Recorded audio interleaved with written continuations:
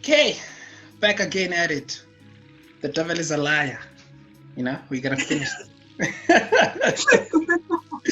devil is a liar, man. The devil is a liar. We were just having a very, wonderful conversation here, especially about relationships and about how the dynamics of relationships are, especially when it comes to attaching issues of finance into it and everything like that. And not only that, but I've been following the stats essay, stats, especially on marriages, and the divorce rates are so high in our country. And one of there are two factors, the most two common factors that actually are attributed to that. One is sex and the other one is finances. So it goes to show that even in that space, finances can play a very. So as someone who is, you are in business and everything like that, and the issue of finance is a big issue for you and everything like that. In fact, everything else, you get what I'm saying? And maybe the way you're going to be approaching your relationships and everything. How important is it to have those communications in a relationship setting? Or before a relationship starts, or maybe in the relationship and everything like that? How, according to you, what conversation should be had? Maybe in that process, that courtship process, that honeymoon kind of thing. What conversations there should be had so that maybe we avoid the the intimidation or anything of that matter. Your thoughts? So I think the most important thing is to establish a person's financial practices, like their financial literacy, like the way they handle money. For me, that's the most important, more than how much money does somebody have. You know what I'm saying? So things like, is this person into value creation or into consumption? Sure. You know what I'm saying? Sure. So if you're with a partner who thinks that, buying a 3,000 rands worth of a shirt and the latest car without an emergency account, without any investments, you should pick that up. I'm not saying crucify the lady or the guy, but I think teach each other. Yeah. And see if the person is willing to learn.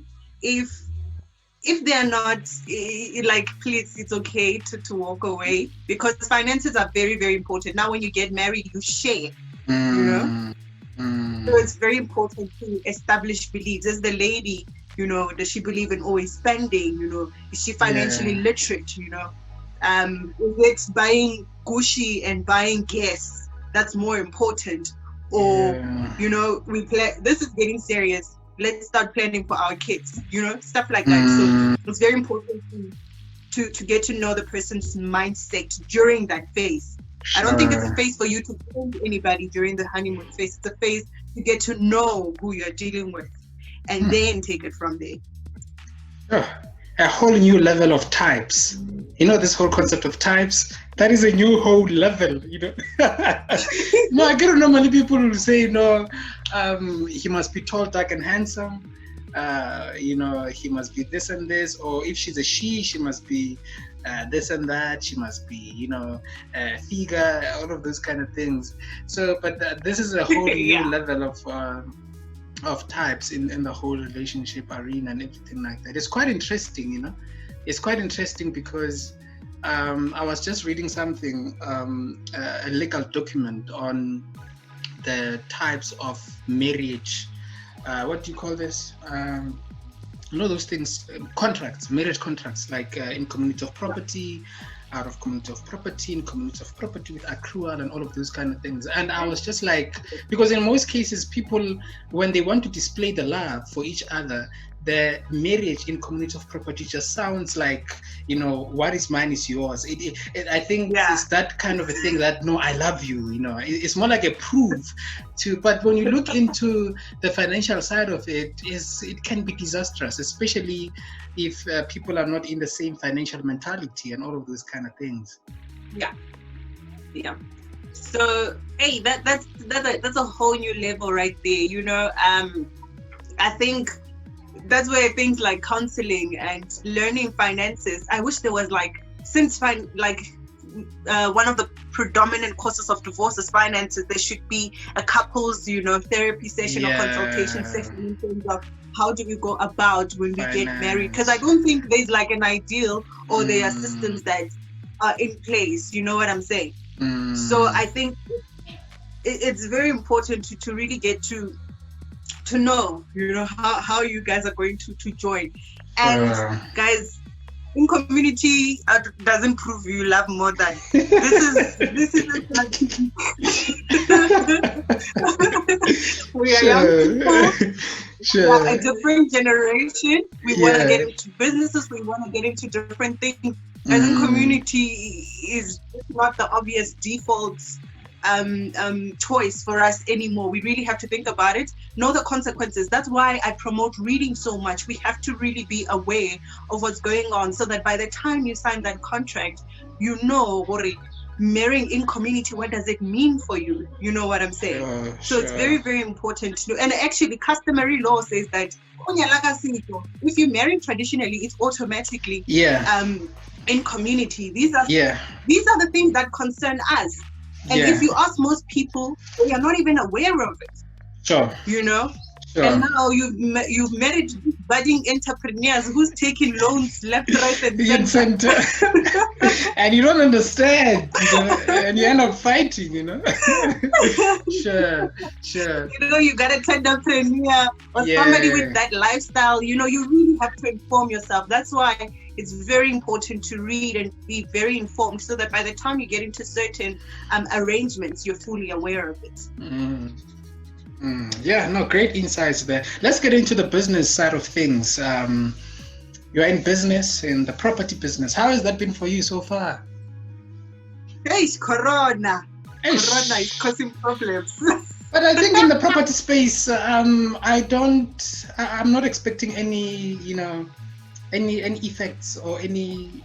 Is there any, situations like that? Because, maybe it depends on the property, the segment of property that one is in, I think regardless of the type of property space you're in, people are going through a financial difficulty. They may be pulling, and mind you, property is one of the biggest costs on most people's expenditure, budget. You know what I'm saying? So most companies are not paying, full salaries, if they're paying any salaries at all.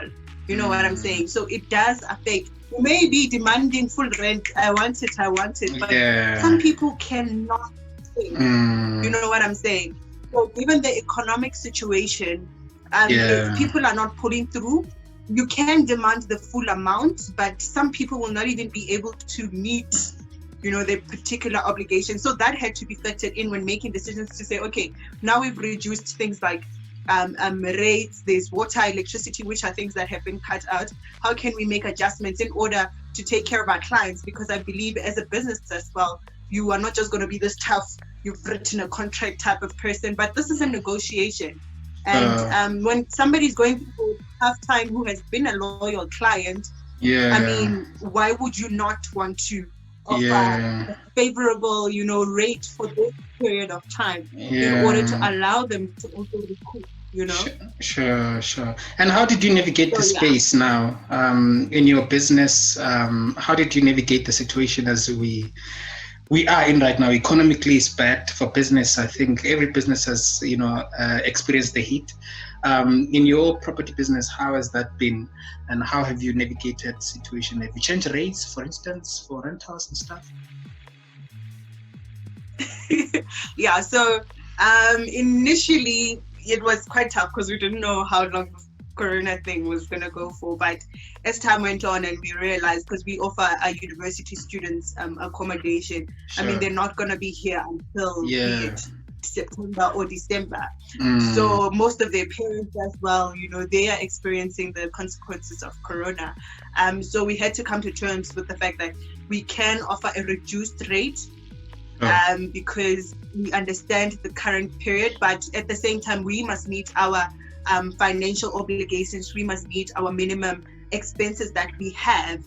And some of the amount that we incur, and also have something for ourselves because we have other obligations. That's why we did the business in the first place. Sure. So we did it we did come to a conclusion that we'll offer a reduced rate.